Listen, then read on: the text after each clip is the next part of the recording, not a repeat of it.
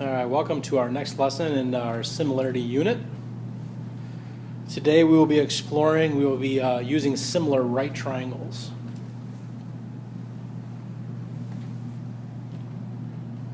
All right, so first of all, we have a theorem. It talks about the altitude of a right triangle. It says that the altitude is drawn to the hypotenuse of a right triangle.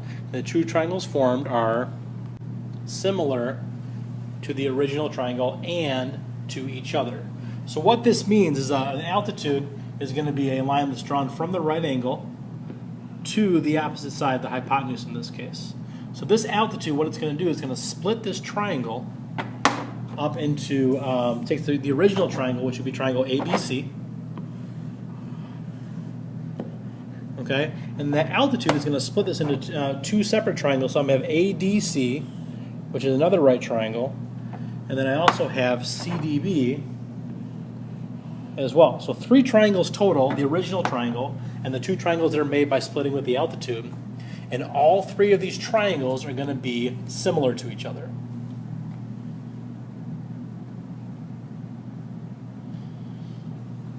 So the first thing we're going to do is identify similar triangles in the diagram.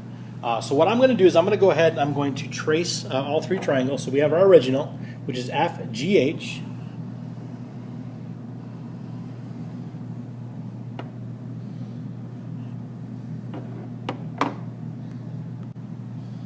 I'm going to drag this right here. I'll go ahead and label. So this is F, this is G, and this is H. My next triangle is going to be triangle GJH, which will be this triangle right here. And again, we'll label it G, J, and H. And then lastly, I have triangle FJG.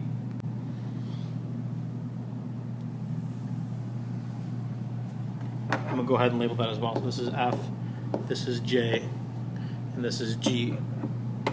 Now, just for comparison's sake, what I'm going to do is I'm going to go ahead and make sure all three of these triangles have this exact same orientation. So I'm going to rotate my red triangle. Rotate that about 90 degrees, so it looks like this.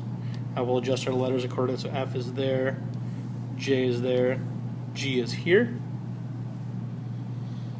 And then for the blue triangle, it's not going to be enough just for me to rotate it. I'm also going to need to flip this.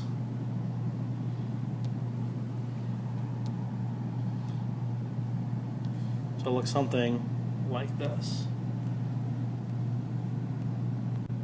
And again, to kind of move my letters according to that, that'll be F, this will be G, and this will be H. So I have three triangles, three right triangles, and all three of these triangles are going to be similar to each other. And I have them all oriented so they kind of all look the same. Okay.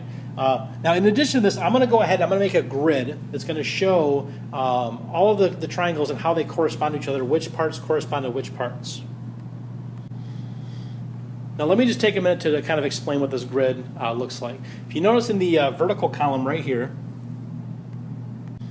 we've got small, medium, and large. Now, what this is referring to is my three triangles. I've got my small triangle,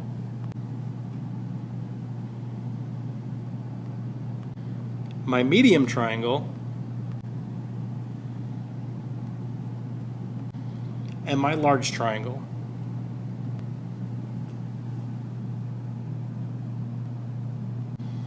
Now across the top of this table, you'll see the abbreviations SL, LL, and HYP.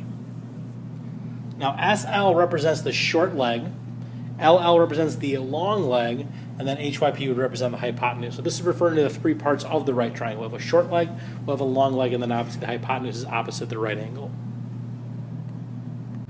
All right, so we're going to start with my small triangle, which is the red triangle. That's this triangle right here. And I'm just going to fill in the line segments that represent each one of these sides. So my small triangle, my short leg, is going to be segment FJ. The long leg would be segment JG, and the hypotenuse is going to be FG. Now moving on to my medium triangle, which would be my green triangle. The short leg is going to be GJ. The long leg would be JH. And then the hypotenuse would be GH.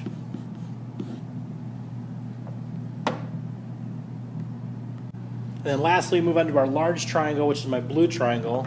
The short leg would be FG. Long leg would be GH. And the hypotenuse would be FH. So this, like I said, this table is just kind of a way to organize information, and I want to show you how we're going to use this table in just a second here.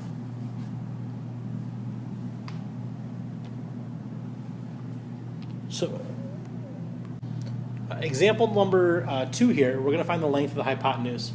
We have a cross section of a stadium bleachers, and we want to find a missing side length. So actually, the missing side length we're going to look for is going to be DB, which is going to represent a drainage pipe in this right triangle. Now I'm going to take away all the stadium stuff and just focus on the right triangle itself, and let's focus on finding the length of the missing segment.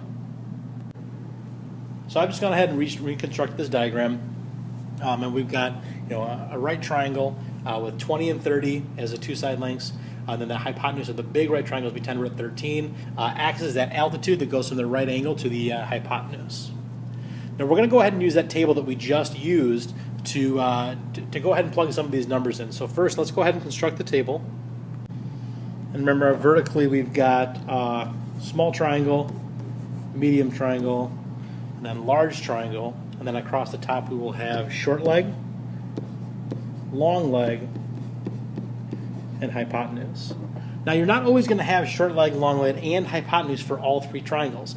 Sometimes you only have two triangles that you'll have information about. Sometimes you only have just a short leg or just a long leg. We're just going to have to fill in everything that we have. So let's start with my small triangle.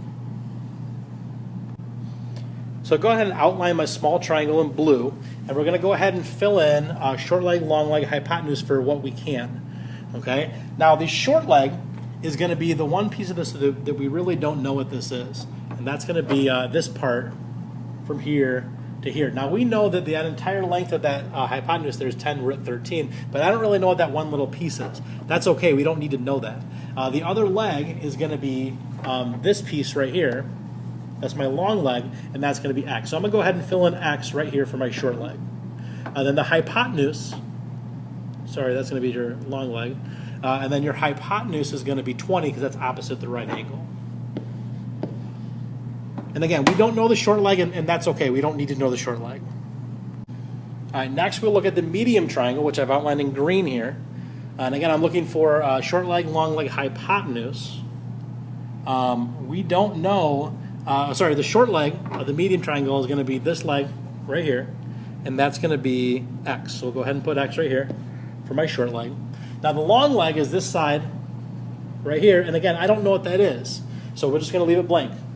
And then lastly, we have the hypotenuse, which is across the right angle, which is going to be 30. And then lastly, we'll go ahead and examine my large triangle, which is outlined in purple. We know all three sides for this, so we'll go ahead and fill all three of them in. Short leg is going to be 20, long leg is going to be 30, and then the hypotenuse is going to be 10 root 13. So now looking at my table, we notice that for my columns that I have, so what we want to do is we want to try to find two columns in here where I have the same number from the same triangle. So if I look at my short leg column, I've got the short leg for both the medium and the long triangle. Okay. If I look into my long leg column, I know the long leg for both the short small triangle and for the large triangle. So these don't match up. Now if I look at the hypotenuse, I know the hypotenuse for all three of these triangles. And so what I need to do is I need to figure out which pair of measurements I'm going to use. And really it kind of sets up just like an actual proportion. So if I choose to use X and 20 and 30 and 10 root 13, that would be one pair of numbers that I could use, or I could choose to use X and 30 and 20 and 10 root 13. Either one of these will work for us to solve the proportion. So how I would set this up, I'm just going to go ahead and use these two numbers together and these two numbers together. And this works just like a proportion. I'm going to put a fraction bar right here. I'm going to put a fraction bar right here. I'm going to put an equal sign in between these two things. So it's going to look like this. X over 20 is equal to 30 over 10 root 13. And then I'm just going to cross multiply to solve this. So cross multiply, x times 10 root 13 and 20 times 30. X times 10 root 13 is going to be 10 root 13 x, and that's going to be equal to 20 times 30, which is going to be 600.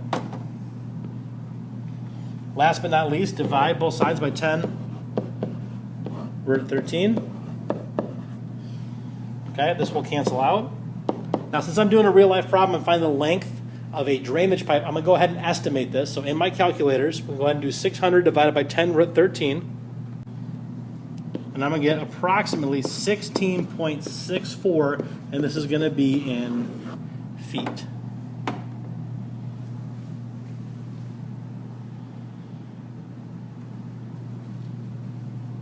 Now, if I wanted to set this problem up instead using these numbers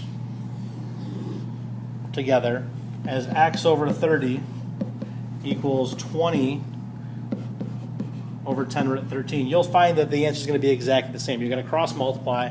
You get 10 root 13 x equal to 600. Again, divide by 10 root 13, you get x equals approximately 16.64. So either one of those ways will work to find your answer. All right, moving on to the next problem. This is going to be similar in setup. The table's already on here in your notes for you. So let's go ahead and fill in this table. So we'll start off with using the big triangle is what we'll start off with, it looks like here. Okay, so this is my big triangle. The short leg of my big triangle is going to be y. The long leg, we don't know. Just leave it blank. Don't put an x in there or anything like that. Just leave it alone. And then the hypotenuse is going to be 15 because that's the entire length from F to D.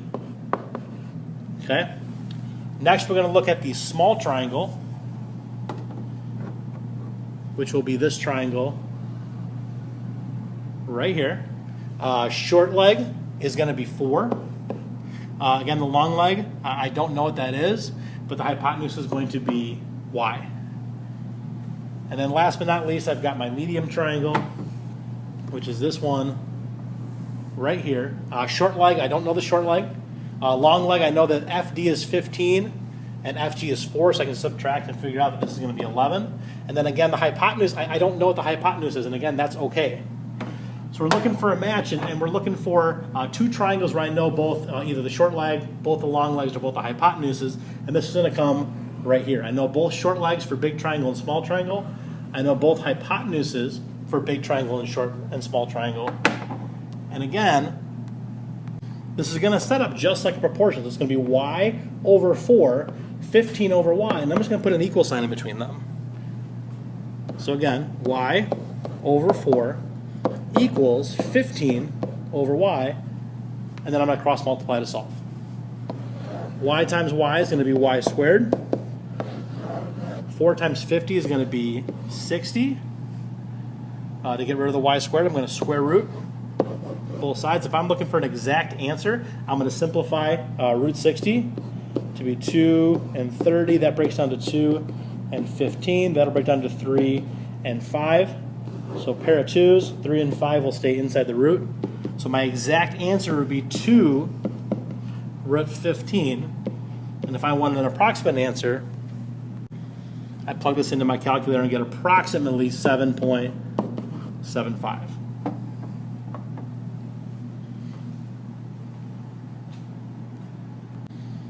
All right, go ahead and try the You Try Now problems on your own. I would highly encourage using the table. It just makes organization a little bit easier. We will practice using the table next time we see you, so you can guys get a little bit more of experience of what it looks like.